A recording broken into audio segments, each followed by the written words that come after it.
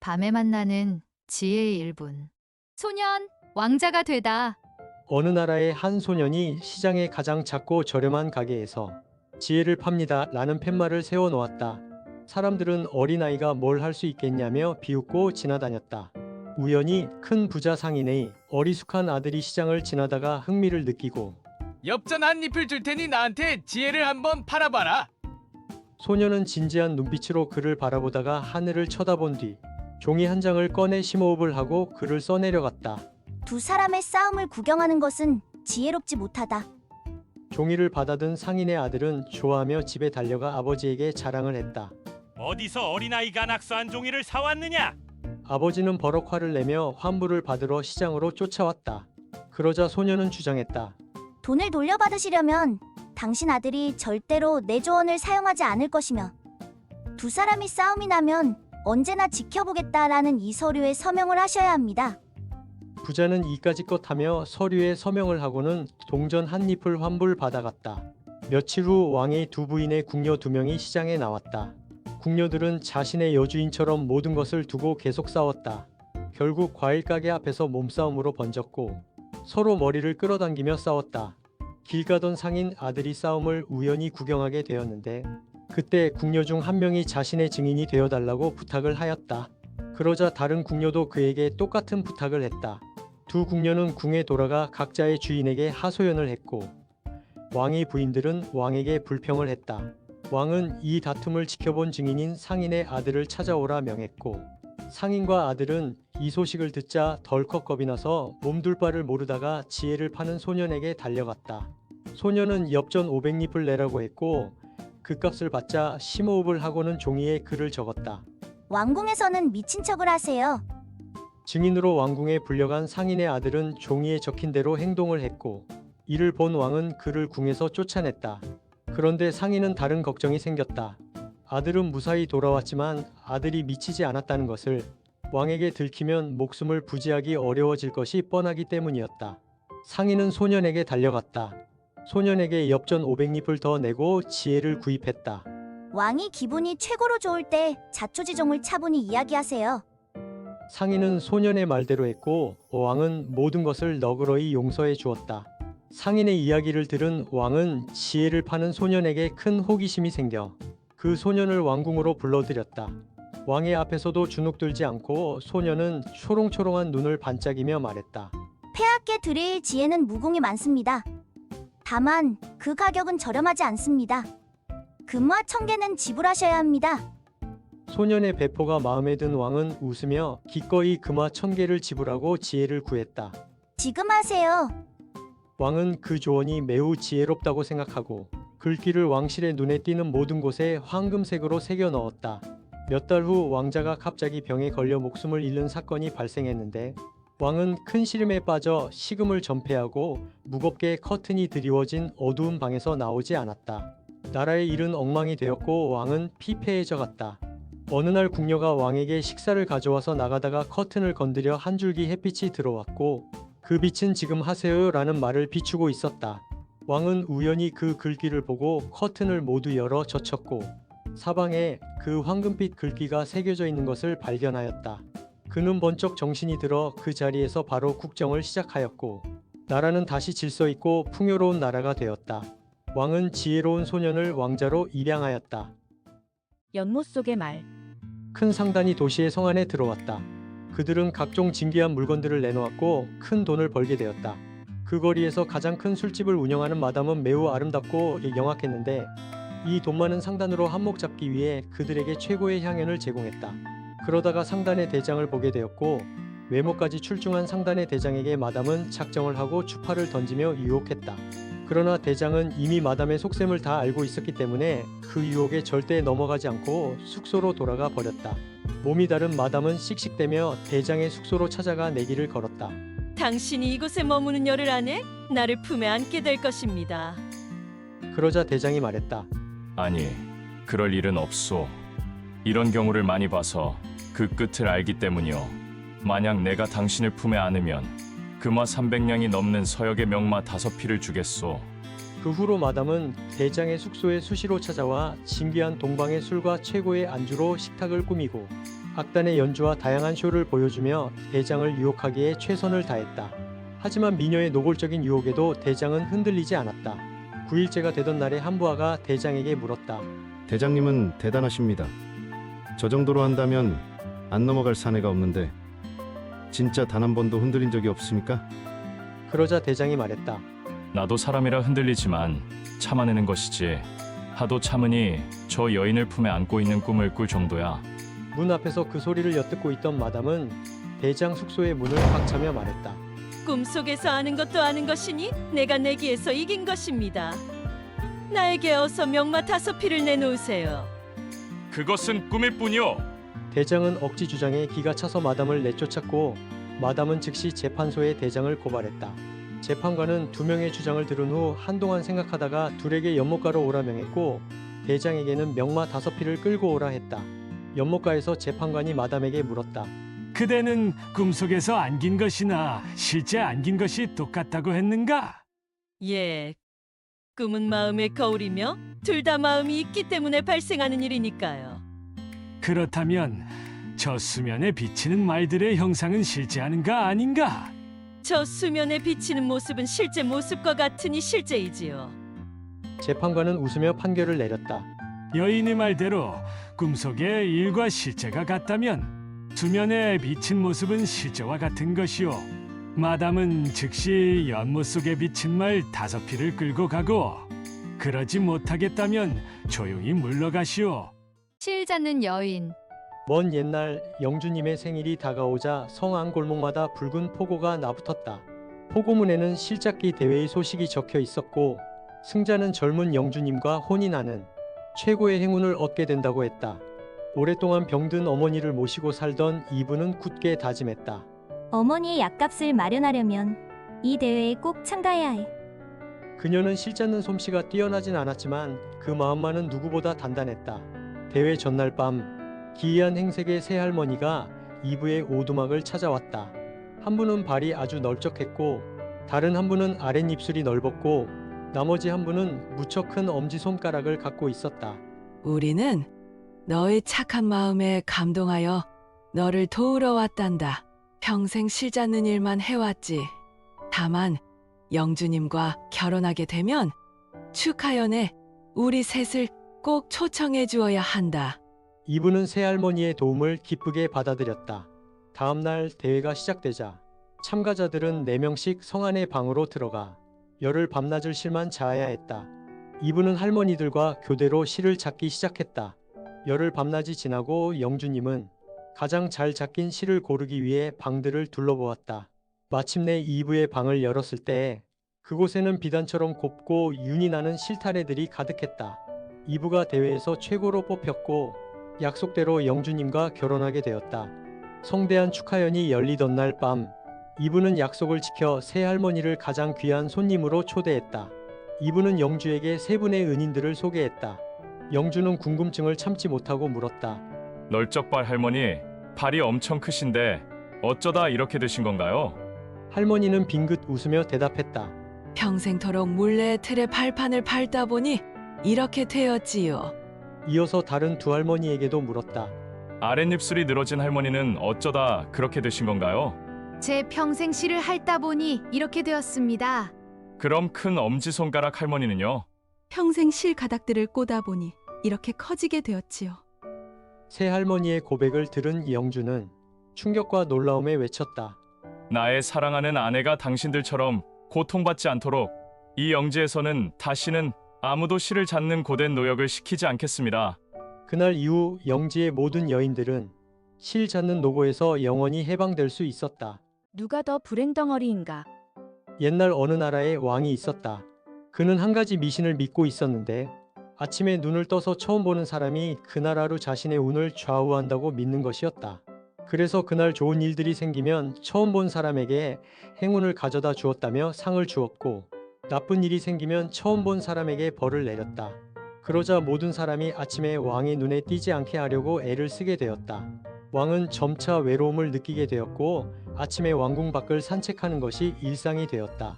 그러던 어느 날 왕의 총애를 받는 궁정의 익살꾼이 아침거리가 떨어져 시장을 가던 중에 왕을 딱 만나게 되었다. 익살꾼은 속으로 뜨끔했지만 내색하지 않고 익살로 왕을 즐겁게 해주었다. 왕은 아침에 면도를 하는 습관이 있어 익살꾼을 데리고 이발사에게 갔고 면도를 하는 중에도 왕과 호위무사들에게 재미있는 이야기를 해주었다. 그런데 그때 이를 듣고 있던 이발사가 웃다가 왕의 얼굴에 상처를 내는 사건이 벌어지고 말았다. 순간 분위기는 싸늘하게 변했고 왕은 노하여 소리쳤다. 내 오늘 익살꾼을 처음 만났는데 아침에 피를 보고 말았다. 이것은 대단히 불행한 일이고 이 책임은 익살꾼에게 있으니 이것은 사형으로 다스리겠다. 그런데 익살꾼은 놀라지 않고 이렇게 말했다. 전혀 공평하지 않사옵니다. 왜냐하면 저보다 더 불행을 가져다주는 사람은 폐하이시기 때문입니다. 아니 이놈이 어떻게 감히 그런 말을 하는가? 제가 불행을 가져다주는 사람인 것은 틀림없습니다. 오늘 폐하가 처음 만난 사람이 저이고 얼굴에 상처가 나셨으니까요. 그런데 저 역시 오늘 아침 처음으로 만난 분이 폐하이신데 저는 목이 달아나게 생겼으니 과연 누가 더 불행을 가져다주는 사람일까요? 이를 듣고 있던 왕은 잠시 후 껄껄 웃으며 말했다. 그대의 말이 맞다. 내가 더 불행 덩어리구나. 목이 달아나는 마당에 얼굴 상처가 비할 수 있겠느냐? 그대는 나의 믿음이 얼마나 어리석은지 정확히 짚어주었다. 왕은 익살꾼에게 큰 상을 내렸고 그 후로는 처음 보는 사람에 대한 미신을 따르지 않게 되었다. 누가 성인인가? 성인으로 명성이 자자한 사람이 있었다. 그는 깨달음을 찾아 세상을 여행 다녔는데 어느 바닷가 마을에서 관문을 지키는 문지기를 만났다. 문지기는 즉시 무릎을 꿇고 존경의 예를 표했다. 성인을 만나 뵙게 되어 진심으로 영광입니다.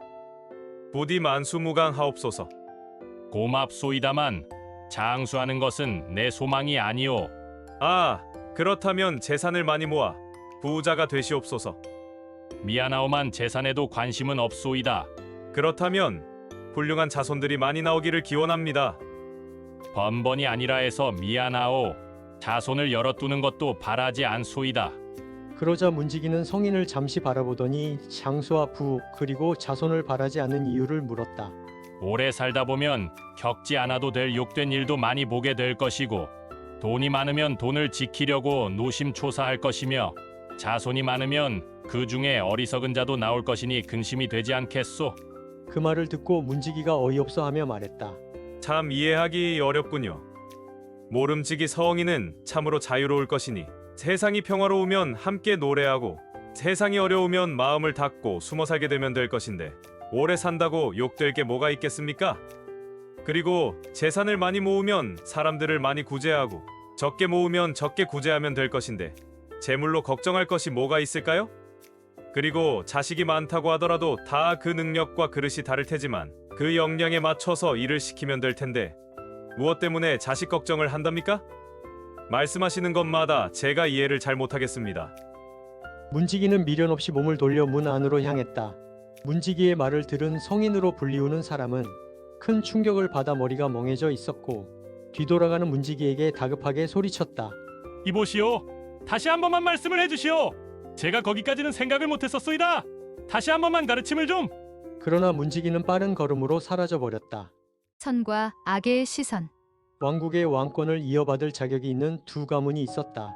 영리하고 융통성 있는 적가문의 장남 홍준과 의로운 원칙주의자 청 가문이 장남 의찬은 왕권을 이어받을 자격을 두고 늘 경쟁했다. 어느 날 스승님이 두 사람에게 과제를 내주었다.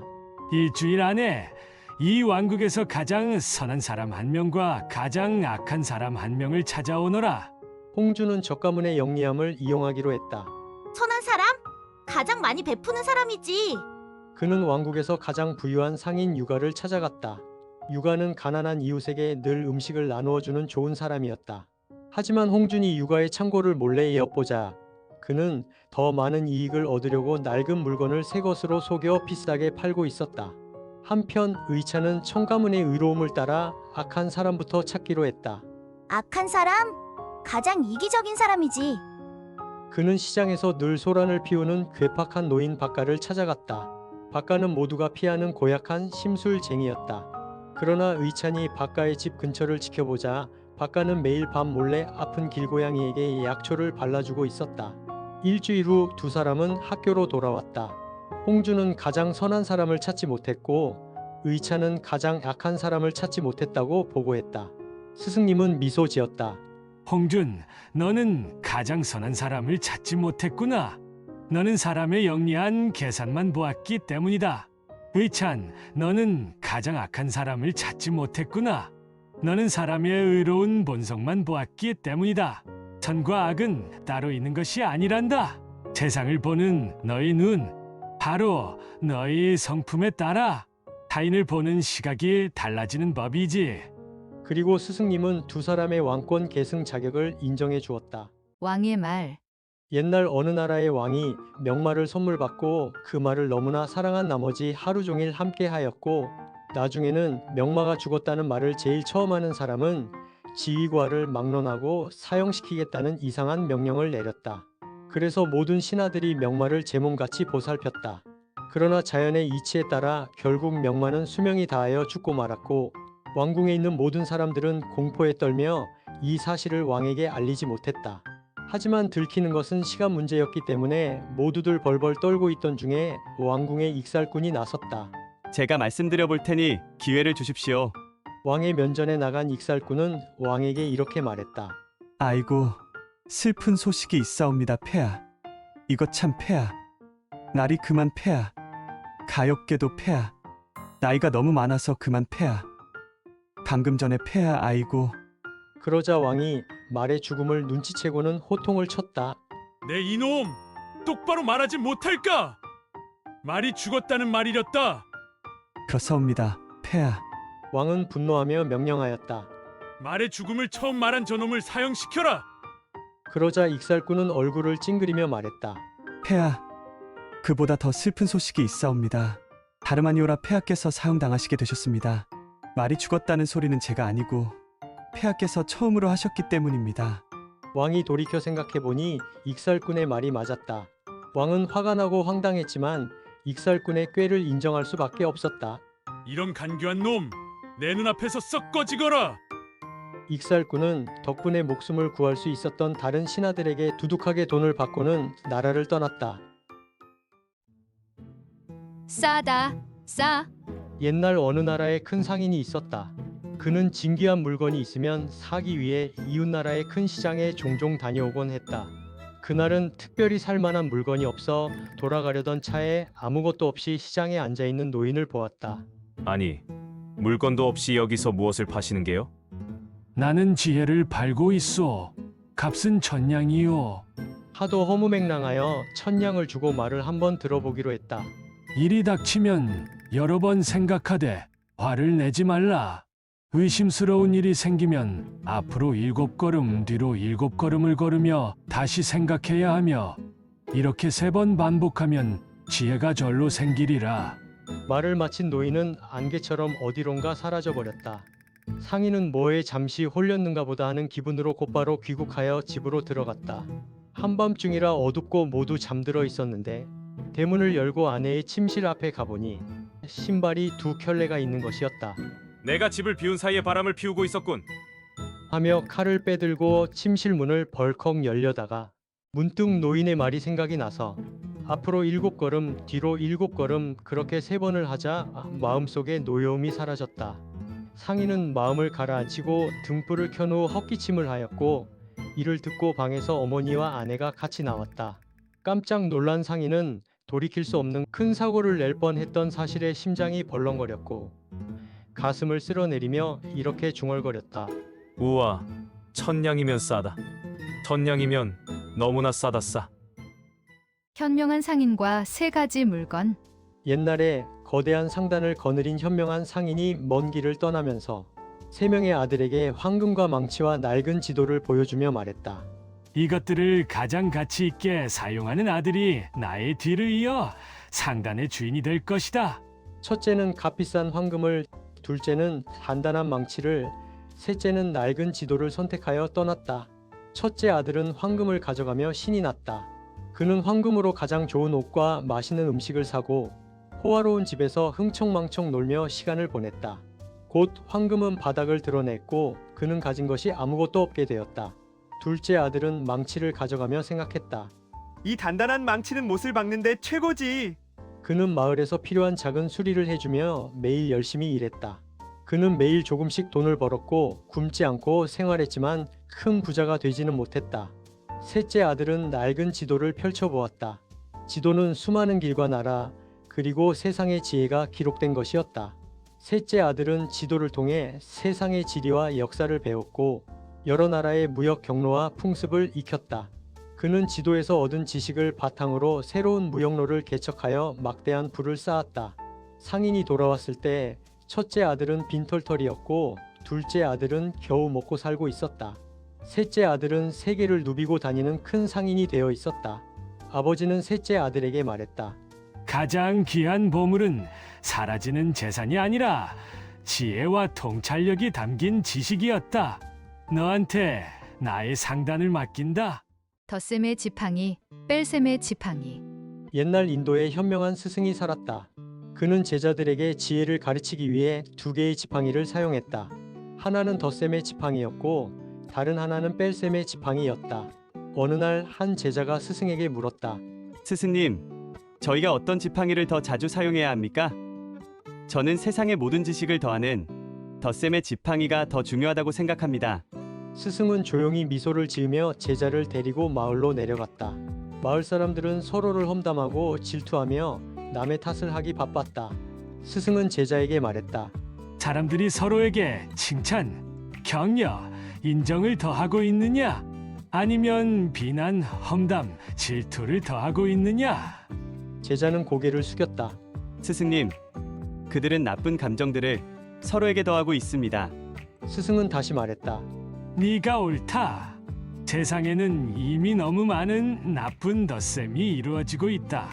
사람들은 자신에게 이익이 되는 것은 계속 더하려 하지만 남을 해치는 나쁜 감정은 덜어내려 하지 않는구나. 스승은 뺄셈의 지팡이를 들어 보이며 말했다.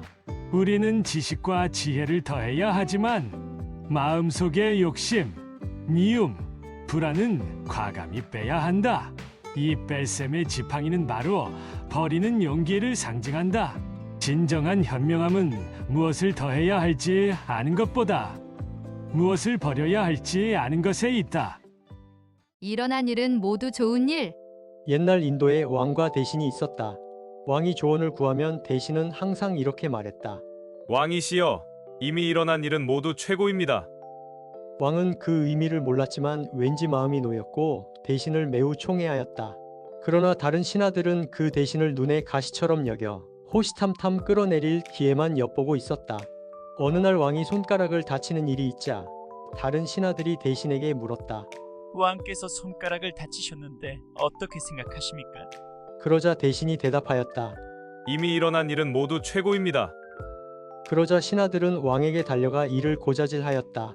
그러자 왕은 화를 내며 자신의 부상마저 최고라고 말하는 대신을 감옥에 가두어 버렸다.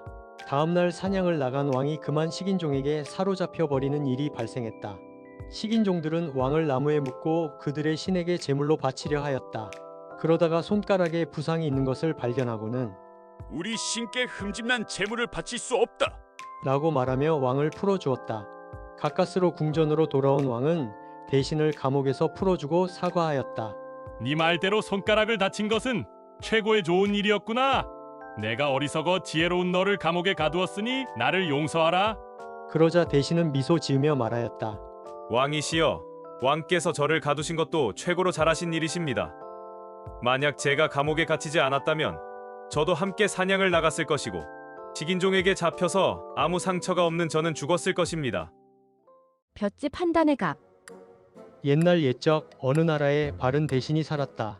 어느 날 왕은 그에게 궁으로 드릴 물건값을 절반으로 낮추라 명했다. 하지만 바른 대신은 그것은 공정하지 않다 하여 명을 듣지 않았다. 화가 난 왕은 간신에게 그 자리를 맡겨버렸고 간신은 왕에게 아첨하며 자신의 이익을 위하여 마음대로 물건값을 정했다. 그때 이웃나라에서 말장수가 명마 500匹를 몰고 와 시장에 내놓자 왕은 그 말들을 보고 욕심이 생겨 간신을 보냈다. 간신은 말의 값으로 볏짚 한 묶음을 주고는 명마 500匹를 빼앗아 왔다. 말장수는 너무나 분하고 억울하여 바른 대신을 찾아가 하소연했고 대신은 꾀를 한 가지 알려주었다. 이튿날 말장수는 간신에게 뇌물을 듬뿍 주고 왕을 아련할 기회를 얻어 이렇게 말했다. 폐하! 명마 500마리가 볏짚 한 단 값이라면 도대체 볏짚 한 단은 얼마입니까? 왕은 곤란해하며 간신을 불렀고 간신도 당황하여 대충 얼버무렸다. 볏짚 한 단은 이 나라의 도성과 모든 땅을 살 수 있는 뭐랄까 아주 높은 가격이지요. 그렇군요. 그럼 저는 이 볏짚 한 단으로 이 나라를 사겠습니다. 말장수의 말에 왕은 깜짝 놀라 아니다. 그게 아니다. 하며 손을 내저었다. 그는 체면이 너무나 깎여 민망해하며 즉시 간신을 내쫓고 공정하고 현명했던 바른 대신을 다시 불러들였다. 날지 않는 매. 옛날에 어떤 왕이 즉위하자 각 나라에서 많은 선물들을 보내왔다. 그 중에 가장 눈에 띄는 것은 아름다운 2마리 매였다. 매의 위험 있는 눈빛과 기품 있는 자태에 매료된 왕은 그 나라 최고의 매 조련사에게 매의 훈련을 맡겼다. 몇 달이 지난 뒤 왕은 조련사를 불러 매가 날아오르게 하였다. 한 마리의 매가 날개를 펼쳐 화살 같은 속도로 하늘을 가르며 멋지게 활공하자 왕과 신하들의 박수와 칭찬이 멈추질 않았다. 그런데 다른 한 마리는 날지 않아 물어보니 훈련을 시작한 첫날 내려앉은 나무가지에서 전혀 움직이질 않아 갖은 방법을 동원해도 훈련을 하지 못했다는 보고를 받게 되었다. 왕은 전국의 새 전문가들과 새를 파는 상인, 심지어 주술사까지 동원하여 이 매가 날 수 있도록 해봤고 그것마저 실패하자 전국에 이 매를 날 수 있게 하는 자에게 큰 상을 준다는 바앙을 붙이기에 이르렀다. 그때 한 농부가 자기에게 맡겨보라며 찾아왔다. 며칠 후 왕은 2번째 매가 장엄하게 날개를 펼치며 왕궁 위를 날고 있는 것을 보고 깜짝 놀랐다. 2마리 매의 활공을 보고 전율하며 농부에게 물었다. 아니, 어떻게 한 것이냐? 농부는 웃으며 대답했다. 아주 간단한 일입니다. 제가 편안히 앉아있던 나무가지를 잘라버렸을 뿐입니다. 자랑. 왕비가 궁녀들을 데리고 연못가에서 즐겁게 놀고 있었다. 왕비는 장식품들을 나무에 걸어두었는데 한 원숭이가 가장 아끼는 보석 목걸이를 훔쳐 달아났다. 왕은 군사들을 풀어 훔쳐간 범인을 잡게 했고 곁을 지나던 한 남자가 군인들이 뛰어나오자 놀라 괜히 달아나다가 잡히게 되었다. 남자는 꼼짝없이 도둑으로 몰려 죽을 위기에 처하자 거짓말을 했다. 마을에 사는 부자가 시켰습니다요. 부자가 잡혀와 죽을 위기에 처하자 그 목걸이를 사제에게 주었습니다. 사제는 잡혀와서 악사에게 주었습니다. 악사는 잡혀와서 말했다. 기생에게 주었습니다. 결국 기생은 잡혀와서 그 반지는 제가 안 훔쳤어요. 하며 억울함을 호소했다. 무엇을 훔쳤는지도 모르는 이 사람들은 범인이 아님을 눈치챈 한 관리가 왕을 찾아가 말했다. 제게 맡겨주십시오. 관리는 연못가 나무에 유리로 만든 목걸이를 걸어두었다. 어떤 원숭이가 그것을 가져가서 친구들에게 신나게 자랑을 했다. 그러자 보석 목걸이를 훔쳤던 원숭이가 그것을 목에 두르고 나와서 비웃으며 말했다. 바보야, 그건 가짜 목걸이야. 내가 차고 있는 것이 진짜 보석이지. 그 모든 것을 지켜보던 관리와 부하들이 달려들어 원숭이에게서 보석 목걸이를 되찾았다. 사막이 주는 지혜. 모래바람이 부는 넓은 사막에 한 상인과 낙타가 길을 가고 있었다. 햇볕이 뜨거워 숨쉬기도 힘들었다. 아이고, 또 오르막이네. 모래산을 넘고 넘는 험난한 길이 이어졌다. 하지만 낙타는 무거운 짐을 등에 얹고도 훨씬 가볍게 언덕을 오르내리고 있었다. 묵묵히 그리고 꾸준하게. 정상에 거의 다다랐을 때 상인이 낙타에게 물었다. 얘야, 너는 오르막길과 내리막길 중 어느 쪽이 더 좋니? 그러자 낙타는 잠시 생각하더니 낮은 목소리로 대답했다. 오르막길이냐 내리막길이냐가 문제가 아니죠. 중요한 건 짐이죠. 아, 짐이 무거우면 어떤 길도 힘들고 짐을 좀 내려놓으면 어떤 길도 어렵지 않다는 말이구나. 마침내 언덕의 정상에 도착했다. 시원한 바람이 불어와 숨통이 트였다. 이제는 긴 내리막길이 보였다. 상인은 내리막길을 조심히 내려가야겠다고 마음을 먹었다. 하지만 내리막길은 생각보다 훨씬 위험했다. 아차하는 순간에 바닥으로 굴러떨어질 수 있었다. 상인은 조심스럽게 한 발 한 발 내딛었다. 오르막길은 힘들지만 천천히 갈 수 있고 내리막길은 한순간에 바닥으로 추락할 수 있으니 어떤 길을 만나든 항상 조심해야 하는구나. 굵은 밧줄. 옛날에 당대 최고의 석탑 기술자인 석공이 있었다. 그는 어떤 나라의 의뢰를 받아 오랜 세월 동안 돌을 깎아 최고의 석탑을 만들었다. 이윽고 속탑이 준공이 되는 날 왕은 성대한 잔치를 벌였다. 속공은 탑 꼭대기에 앉아 잔치를 보고 있다가 탑에서 내려오려고 하자 왕이 돌연 잔치를 중단시키고 명령했다. 석탑에 걸려있는 모든 사다리를 다 치워버려라. 이 탑은 최고의 탑이다. 네가 다른 나라에서 이 탑보다 더 훌륭한 탑을 만들어서는 안 된다. 거기 위에서 죽어라. 속공은 꼼짝없이 탑에 갇히게 되었고 밤이 되자 날씨가 추워지기 시작했다. 이때 속공의 가족들이 그를 구하러 탑 아래 도착하여 발을 동동 구르고 있을 때 속공이 말했다. 지금 내가 시위를 내려 보낼 테니 그 끝에 가느다란 끈을 묶어요. 속공은 자신의 옷을 벗어 옷감에 실을 풀어 가족들에게 내려보냈다. 가족들은 그 실에 가느다란 끈을 묶었다. 속공은 실을 끌어올려 가족들이 보낸 끈을 꼬아 좀 더 굵은 끈을 만들어 다시 내려보냈다. 그런 식으로 몇 번 거듭하자 몸무게를 지탱할 만큼 굵은 밧줄이 만들어졌다. 속공은 굵은 밧줄을 탑 꼭대기에 단단히 묶은 다음 밧줄을 타고 아래로 무사히 내려올 수 있었다. 전문가의 수수료. 어느 부부자가 강에서 익사를 했다. 그런데 아무리 찾아도 시신을 찾을 수가 없었다. 얼마 후 소문으로 건너마을 사는 남자가 그 시신을 건졌다는 것을 알게 되어 유족들은 그에게 가서 시신을 달라고 말했다. 그런데 그 남자는 유족들이 매우 부자라는 것을 알고는 아주 엄청난 금액을 요구했고 유족들은 그 지역의 유명한 상담 전문가를 찾아갔다. 그 상담 전문가는 상담비가 작지 않았지만 해결책을 잘 제시해주는 것으로 소문이 나 있었다. 자초지종을 들은 전문가는 자, 이렇게 하세요. 그냥 내버려 두세요. 당신이 찾아가지 않으면 누가 그 시신을 가져가겠어요? 상담을 받은 유족들이 눈에 띄게 태도가 여유가 있어지자 이를 눈치챈 건너마을 남자는 이 좋은 기회를 놓칠까 은근히 걱정되었다. 뾰족한 방법이 없자 그도 역시 상담 전문가를 찾아갔다. 전문가는 이렇게 조언했다. 자, 이렇게 하세요. 그냥 내버려 두세요. 당신이 끝까지 버티고 있으면 유족들이 어디 가서 시신을 찾는답니까? 그 이후 유족과 건너마을 남자는 함께 전문가에게 마지막 조율을 부탁하러 찾아갔다. 전문가에게는 정당한 수수료를 지불하는 것이 맞다. 리더의 조건. 현명한 상인이 대장이 되어 한 무리의 상단을 이끌고 먼 길을 가는 중이었다. 상인들은 이미 오랜 여행을 하고 있었던 터여서 몹시 지치고 피곤했다. 이윽고 상인의 무리는 조용하고 아담한 어떤 마을 앞에 이르렀다. 하지만 그 마을은 도적들이 모여 사는 마을이었다. 도적들은 마을 주위에 과일나무를 심어 가꾸고 있었다. 그 나무에는 먹음직스럽게 보이는 과일들이 열려 있었는데 사실 그 안에는 독을 주입해 놓은 것으로 지나가는 나그네들이 과일을 따먹고 죽으면 몰려나와 수레와 물건을 약탈했다. 마침 상인들이 도착했을 때 마을의 도적들은 모두 숨을 죽인 채 상인들을 지켜보고 있었고 상인들이 열매 따먹기를 기다리며 기대감에 들떠 있었다. 현명한 대장은 한참 동안 주위를 둘러보다가 상인들에게 말했다. 저 나무 열매를 먹어서는 절대 안 되네. 아니 왜 안 됩니까? 이 나무는 마을 가까이 있는 과일나무이고 탐스러운 열매가 주렁주렁 열려 있네. 그런데 마을 사람들이 열매 하나 따먹은 흔적이 없어. 그렇다면 이 열매는 먹을 수 없는 열매라는 말이 아닌가? 대장의 말이 옳다고 여긴 상인들은 목마름을 참고 무사히 도적의 마을을 지나칠 수 있었다. 코끼리 꺼내기. 옛날 옛적 위대한 왕에게는 아주 특별한 코끼리가 있었다. 그 코끼리는 엄청나게 힘이 세고 용감해서 전쟁터에 나갈 때마다 승리를 가져다주는 영웅이었다. 왕은 코끼리를 무척 아끼고 사랑했다. 그러던 어느 날 코끼리가 우연히 술찌꺼기 더미를 발견하고 달콤한 냄새에 그것을 배불리 먹었다.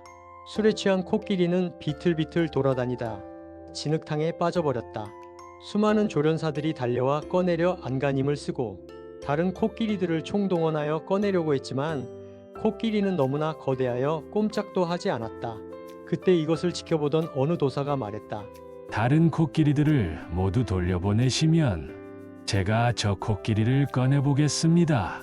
왕이 허락하자 이렇게 외쳤다. 전쟁터에서 울리는 북과 악기들을 모두 동원해 주시고 제가 신호를 하면 일제히 고함을 지르며 악기를 울리십시오. 도사가 신호를 하자 일제히 소리를 지르며 북과 나팔을 불어대니 주변은 전쟁이 시작된 것처럼 느껴졌다. 그러자 진흙탕에 누워있던 코끼리가 눈을 번쩍 뜨더니 한 걸음에 진흙탕을 뛰어나와 적을 물리칠 기세로 날뛰었다.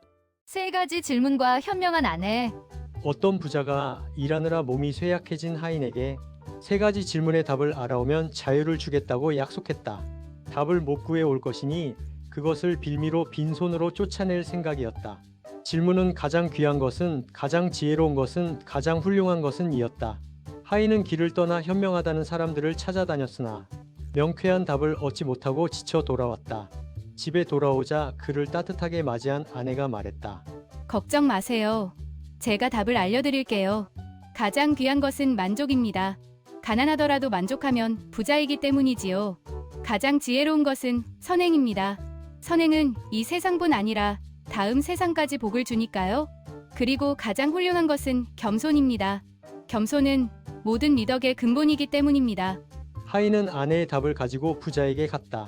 부자는 답을 듣고는 매우 감탄하며 내 아내는 정말 지혜롭구나. 정답이다. 너에게 자유를 주겠다.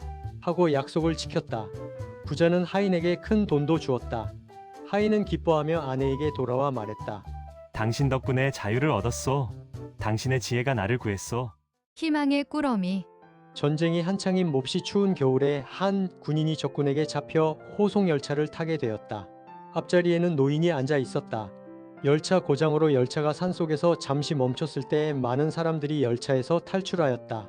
사람들을 따라 탈출하려는 노인에게 군인이 말했다. 추운 겨울 산속에서 도망가봐야 얼어 죽거나 산짐승에게 죽을 확률이 높으니 열차를 타고 가는 것이 더 나을 것입니다. 게다가 어르신은 군인도 아니니 역에서 풀려나실 것입니다. 역에 도착하니 중간에 탈출했던 사람들이 다 죽었다는 소식이 들렸다. 노인이 풀려나 헤어질 때 노인은 살려줘서 고맙다며 작은 손수건 꾸러미 하나를 건넸다. 여기에는 빵이 들어있는데 배고파도 지금 먹지 말고 가능한 오래 보관하시게. 군인은 그 후에 소란한 틈을 타서 열차에서 탈출하여 고향으로 향했고 숱하게 죽을 고비를 넘기며 추위와 배고픔에 시달렸지만 조금만 더 가다가 꾸러미 속에 빵을 먹자며 버텼다. 드디어 고향에 도착하여 아내와 재회하였고 나를 버티게 해준 것은 이 꾸러미 속의 빵이라며 꾸러미를 열어보았는데 빵이 아니고 나무 토막이 들어 있었다. 항아리 속의 애인. 옛날에 금실 좋은 신혼부부가 살고 있었다. 하루는 남편에게 술상을 차려주려고 부엌에 들어간 아내가 술항아리를 열어보고는 자신이 비친 줄 모르고 깜짝 놀라 외쳤다. 어머나! 항아리 속에 애인을 숨겨놓고 있었네? 남편이 놀라서 부엌으로 달려가 술항아리를 열어보자 웬 남자가 자신을 쳐다보고 있었다. 이런 여우 같으니 항아리 속에 남자를 숨겨놓고 오히려 나에게 화를 내! 하며 크게 부부싸움을 하게 되었다. 이 소식을 들은 스님이 사실을 확인하기 위해 찾아와서 술항아리 속을 보게 되었다.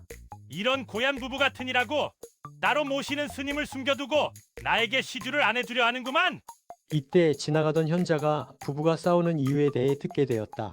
현자는 큰 돌을 가지고 오더니 이 항아리 속에서 사람들을 꺼내겠습니다. 하며 와장창 술항아리를 깨버렸다. 항아리가 깨지자 술은 바닥으로 흘러내렸고 그제야 부부는 술항아리 속에 아무도 없었음을 알게 되었다. 뱀 꿈의 비밀. 어떤 사람이 자다가 뱀이 입속으로 들어가는 꿈을 꾸었다. 하도 생생해서 그날 이후 뱀이 몸속에서 꿈틀대는 고통에 시달렸다. 여러 병원에 가서 치료받고 약도 먹고 엑스레이까지 찍어보았지만 당연히 아무것도 나오지 않았다. 결국 그는 지혜로운 마을 원로를 찾아갔다. 원로는 이야기를 듣고는 그 사람의 등을 향해 장풍을 몇 방 쏘는 신용을 하더니 말했다. 내일이면 뱀이 몸 밖으로 나올 테니 걱정 말게나. 그러면서 뱀을 구해 그의 아내에게 몰래 한 마리 주면서 부탁했다. 내일 아침 남편이 일어나기 직전에 남편 몰래 이 뱀을 이불 밑에 넣어주시오. 아침에 눈을 뜨자마자 뱀 한 마리가 이불 속에 있는 것을 본 남편은 이불을 박차고 뛰어나가며 말했다. 봐라! 저것 봐라, 뱀이 나왔다. 의사들은 모두 멍청이다. 그 순간부터 그의 병은 씻은 듯이 나았다. 기러기 때는 왜 V자 대형으로 날아갈까? 저 멀리 하늘을 가로지르는 기러기 때 이들은 왜 항상 V자 대형으로 날아갈까요? 그 비밀은 바로 비행 효율입니다.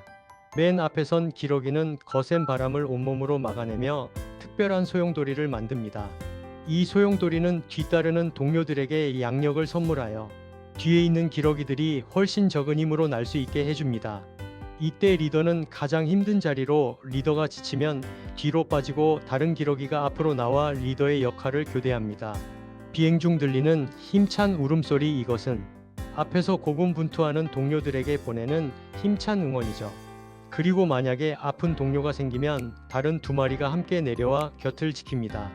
V자 대형은 서로 돕고 격려하고 희생하는 기러기들의 놀라운 지혜이자 우리에게 던지는 깊은 메시지입니다. 1년 후에 옛날에 어떤 사람이 왕의 노여움을 사서 사형을 선고받았다. 그는 포기하지 않고 탄원서를 제출했는데 그 내용은 이렇다. 나에게 1년이라는 시간을 주면 왕이 가장 아끼는 말에게 하늘을 나는 법을 가르치겠습니다. 1년이 지나도 날지 못하거든 그때는 사형에 처해도 달게 받겠습니다. 이 탄원이 받아들여지자 같은 동료 죄수들은 물었다. 아니, 진짜로 말을 날 수 있게 만들 수 있는가? 그러자 그 사람이 대답했다. 1년 이내에 왕이 죽거나 내가 죽거나 말이 죽을지도 모른다. 1년 이내에 무슨 일이 일어날지 그 누가 알겠는가? 또한 1년이 지나면 말이 날 수 있는 방법이 생길지도 모르지 않겠는가? 그 말을 들은 동료 죄수들은 간수들에게 자신들의 탄원서를 쓸 종이를 너도 나도 받아갔다. 옛 인도의 아크발 황제 때에 베발이라는 대단한 현자가 있었다. 어느 날 황제가 어전으로 나오더니 벽에다 줄을 하나 쓱 긋는 것이었다. 그리고는 신하들에게 말하기를 잘 들어라. 지금부터 그대들은 내가 이 벽에 그어놓은 줄을 짧게 만들 수 있는 방법을 찾으라. 단, 이 줄에 절대 손을 대서는 안 된다. 일절 손대지 않고 이 줄을 짧게 만들어야 한다. 모두들 웅성거리며 방법을 찾으려 애썼다. 줄에 손만 댈 수 있다면 너무나 간단할 수도 있겠지만 절대 줄에 손을 대어서는 안 된다. 모두가 끙끙거리고 있을 때 베발이 나섰다. 베발은 벽 쪽으로 성큼 다가가더니 그 줄 바로 위에 다른 줄을 하나 더 그었다. 더 길게. 80대 피아니스트의 비법. 폴란드의 피아니스트 루빈스타인은 뛰어난 기교와 폭넓은 레파토리로 유명했다. 그런 그도 나이가 들자 젊었을 때와 같은 수준으로 연주하기가 힘들어졌다. 그래서 그는 두 가지 전략을 실행했다. 첫째, 콘서트에서 연주할 몇 곡만을 엄선했다. 곡을 엄선한 후 반복 연습할 시간을 많이 확보할 수 있었다. 둘째, 연주 기법에 변화를 줬다. 빠른 손의 움직임이 필요한 부분이 나오면 그 앞부분의 연주를 전보다 느리게 함으로써 빠른 부분을 더 두드러지게 하는 방법을 사용했다. 루빈스타인은 이 방법으로 89세까지 현역으로 활약했다. 모차르트의 레슨비. 위대한 작곡가이자 음악가인 모차르트는 그에게 음악을 배우러 오는 사람들에게 항상 이렇게 질문을 했다. 당신은 과거에 음악을 배운 적이 있습니까?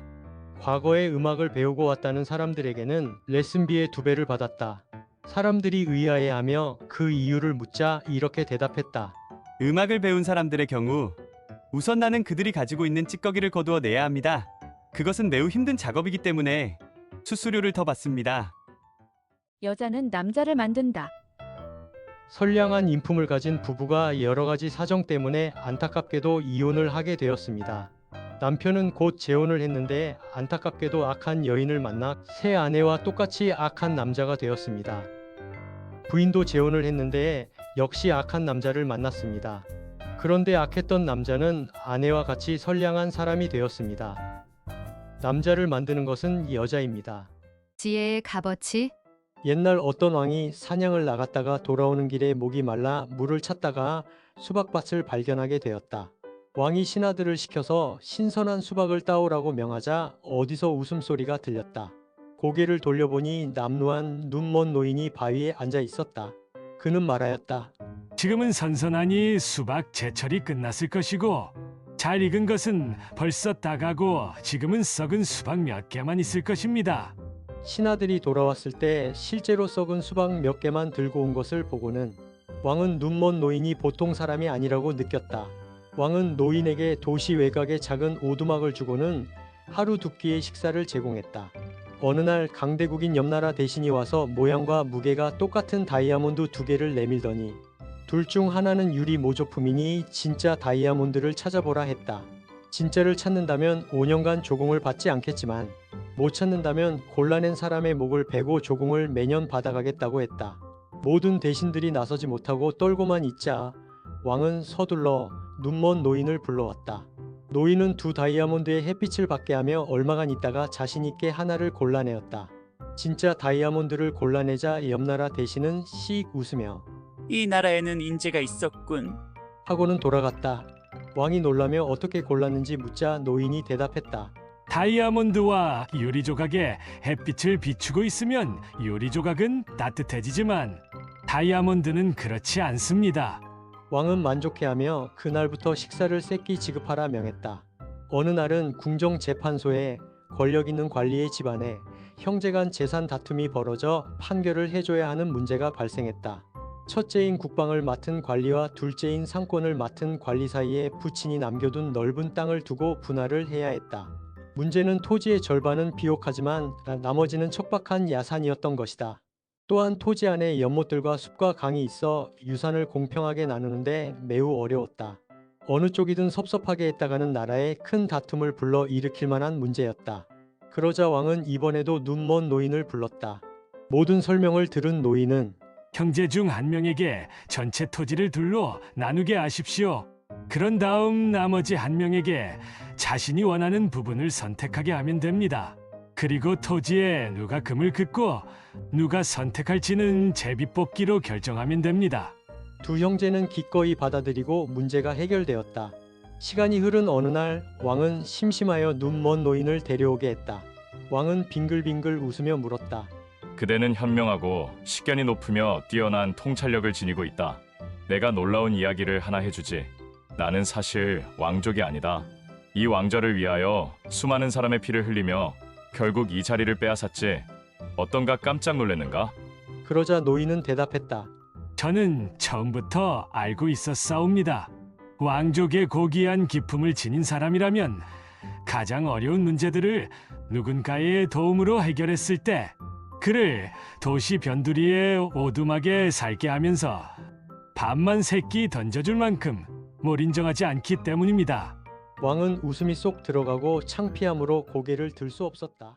천상의 사과. 한 수도자가 병이 들었는데 사과를 무척 먹고 싶어 했다. 아, 달콤하고 새콤한 빨간 사과를 한 입만 먹어볼 수 있다면. 하지만 흉년에다가 제철이 아니라 사과를 구하기는 쉽지 않았다. 스승은 지팡이를 짚고 말없이 암자문을 나섰다. 며칠이 지나고 스승은 작고 붉은 사과 하나를 구해 미소를 띠며 돌아왔다. 자, 이것은 천상의 사과란다. 사과를 본 제자는 눈이 휘둥그레졌다. 제자는 사과를 받아들었는데 작은 구멍이 뚫려 있는 것이 보였다. 마치 벌레가 파먹은 것 같은 구멍이었다. 스승님, 이것은 벌레 먹은 사과입니다. 어찌 천상의 열매가 이럴 수 있습니까? 하하하, 원래는 완벽했단다. 하지만 이 세상에 내려오자마자 이 세상의 작은 벌레가 먼저 맛을 보았지 뭐냐. 제자는 더 이상 망설이지 않고 스승이 건넨 사과를 한 입 베어 물었다. 달콤하고 상큼한 사과즙이 입안 가득 퍼졌다. 다음날 제자는 병이 씻은 듯이 나았다. 과연 제자의 병을 고친 것은 천상의 사과일까? 스승님의 사랑일까? 목소리. 어느 마을에 사이 좋은 부부가 살고 있었다. 부부는 친절했고 외모 또한 아름답고 품위가 넘쳤다. 그런데 어느 날 부부는 병으로 갑자기 눈이 멀고 말았다. 하지만 그들은 더욱더 서로를 사랑하며 위로해 주었다. 빛이 사라진 세상에서 부부는 서로의 목소리와 손길에 의지하며 살았다. 오랜 세월이 지난 후 부부는 의술의 발전으로 눈을 뜰 수 있다는 소식을 듣고 병원으로 가서 눈 수술을 하게 되었다. 잠깐의 기다림 끝에 눈의 붕대를 풀고 눈부심 속에서 오랜 세월 동안 그의 곁을 지켜온 사람을 바라보았다. 깊은 주름과 흰 머리카락을 가진 낯선 노인이 보였다. 당신은 누구요? 아니, 내 남편은 어디 갔나요? 의사가 조용히 다가와 말했다. 눈으로 본 모습에 놀랐군요. 좋습니다.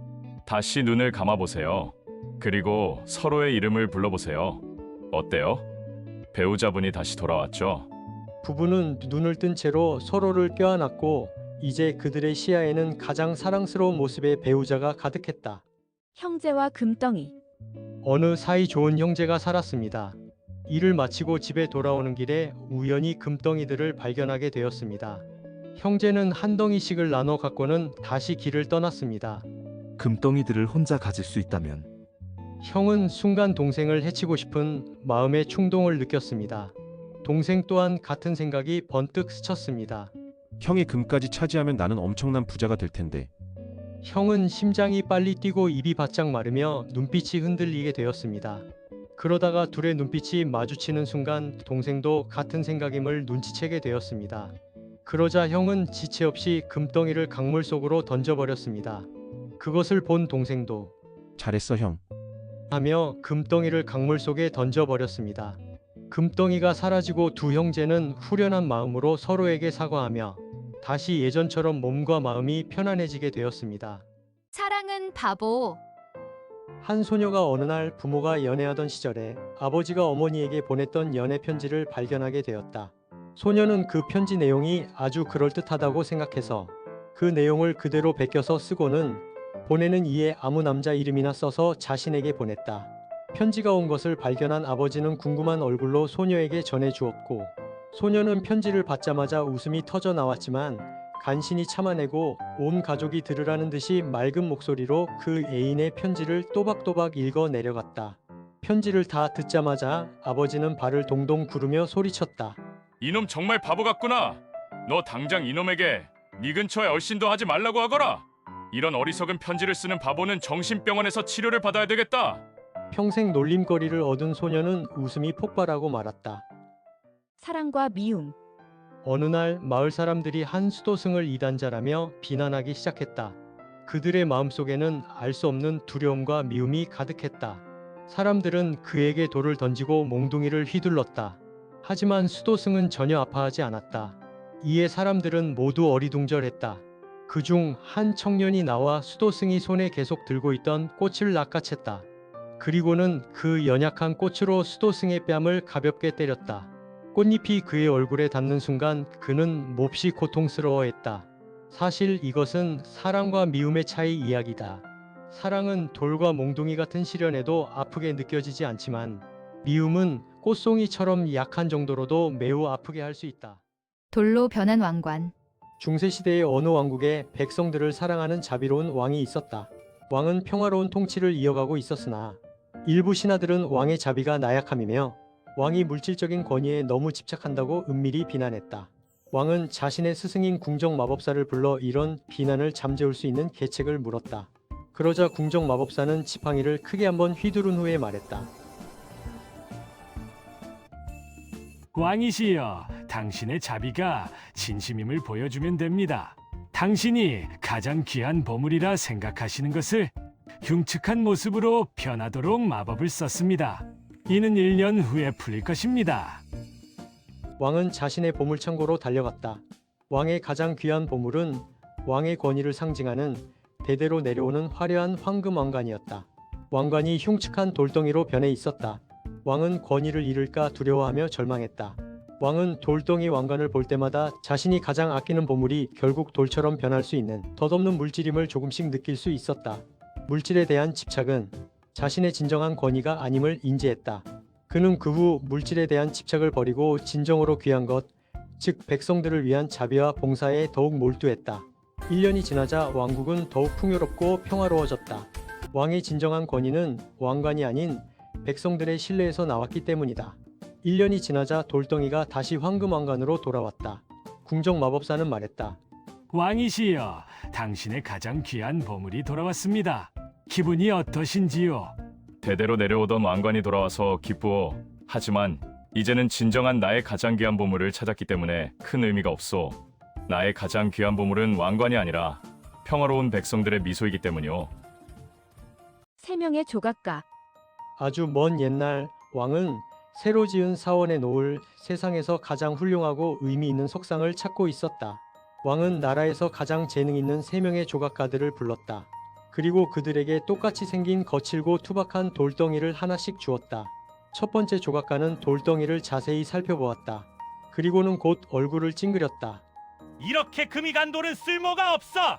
내 뛰어난 실력을 뽐낼 수도 없지. 그는 투덜거리며 그 돌덩이를 숲속에 내던지고는 일찌감치 작업을 포기해버렸다. 두 번째 조각가는 열심히 정과 망치를 들었다. 그러나 돌덩이는 예상보다 너무나 단단했고 돌을 깎을 때 원하는 모양으로 다듬어지지 않았다.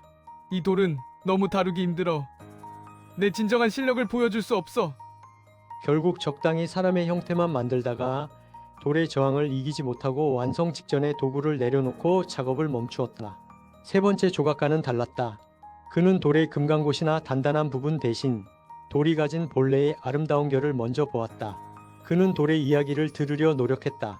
마침내 완성된 그의 석상은 돌의 고유한 매력과 조각가의 예술이 어우러져 가장 아름답고 독특한 형태를 갖게 되었다. 왕은 그 독창적인 아름다움에 크게 감탄했고 세 번째 조각가에게 큰 상을 내렸다. 그는 겸손하게 말했다. 이것은 제가 만든 것이 아니라 돌이 가진 잠재력을 발견하고 도와준 것뿐입니다. 사탄. 할로윈 데이를 맞아 어떤 사람이 사탄의 복장을 하고 파티장으로 가고 있었다. 그런데 마침 세찬 소나기가 쏟아지기 시작했다. 그는 길가의 어떤 교회로 뛰어들었다. 교회 안에는 신앙 부흥회가 한창 진행되고 있었다. 교회 안의 사람들은 사탄의 복장을 한 그를 보고 깜짝 놀라 아우성치며 문으로 혹은 창문으로 빠져나가기 시작했다. 그때 한 숙녀가 의자 한쪽 팔걸이에 걸쳐 놓았던 코트를 집어들고 그 사람에게 바싹 다가가더니 하소연하기를 아, 사탄님 전 20년이나 이 교회를 다녔지요. 그러나 사실 전 늘 당신 곁에 있었어요. 거울 속 소금 장수. 옛날 나루토 근처의 조용한 마을에 소스케라는 젊은 소금 장수가 살았다. 그는 성실히 일했지만 평범한 외모가 불만이었다. 아, 내 모습은 이 소금처럼 너무나 평범하고 흔해 빠졌구나. 어느 장날 소스케는 마을 장터에서 본 적 없는 신비로운 물건을 파는 상인을 만나 마음을 비춰준다는 거울을 샀다. 집에 돌아와 거울을 들여다보니 여전히 평범한 자신의 얼굴이 보였다. 그런데 그 얼굴 옆에 작은 소금 결정 하나가 희미하게 빛나고 있었다. 내 직업을 상징하는 것일까? 다음 날부터 소스케는 마을 사람들을 돕는 일을 의식적으로 실천했다. 무거운 짐을 옮기는 노파를 돕고 동생을 잃어버린 아이의 손을 잡아주었다. 저녁에 거울을 다시 보니 놀라운 일이 벌어졌다. 어제의 그 소금 결정이 훨씬 더 크고 밝게 마치 맑은 얼음처럼 투명하게 빛나고 있었다. 소스케는 매일 좋은 일을 하고 정직하게 소금을 팔았다. 몇 달이 지나자 거울 속 소금 결정은 이제 태양빛을 담은 보석처럼 아름답게 빛났다. 소스케의 외모는 변하지 않았지만 그의 얼굴에는 늘 온화한 빛이 감돌았다. 이웃이 다가와 물었다. 소스케, 자네는 항상 얼굴에 은은한 빛이 나네. 무슨 좋은 일이 있나? 그는 진정한 아름다움과 가치는 겉모습이 아닌 선행과 정직함에서 온다는 것을 깨달았던 것이다. 마음 고쳐먹기. 옛날에 고된 노동으로 끼니를 이어가던 한 사내가 있었다. 온몸이 아픈 데다 돈이 없어 며칠을 굶자 차라리 도둑질을 하자고 마음먹고 궁궐에 침입했다. 배가 너무 고파 우선 먹을 것을 찾았다. 어둠 속에서 보니 물병과 쟁반의 형체가 보이고 쟁반에 뭔가 소복이 쌓여 있었다. 밀가루인가 싶어 그것을 물에 타서 들이켰다. 한참을 마시니 허기도 없어지고 정신도 맑아져 도둑질을 시작했다. 그러다 쟁반위를 보게 되었는데 쟁반위에 있던 것은 밀가루가 아니고 향을 태운 새까만 재였다.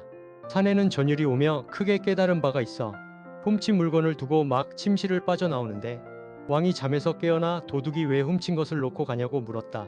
그러자 사내는 눈물로 참회하였다. 재물로도 배고픔을 면할 수 있는데 굳이 재물을 훔칠 필요가 없다는 것을 알게 되었습니다. 한 번만 용서해 주시면 앞으로는 절대 도둑질을 안 하겠습니다. 왕은 너그러이 용서해 주었다. 죽기 살기로. 치타 한 마리가 동료 치타들에게 자기가 이 동네에서 가장 빠르다며 자랑했다.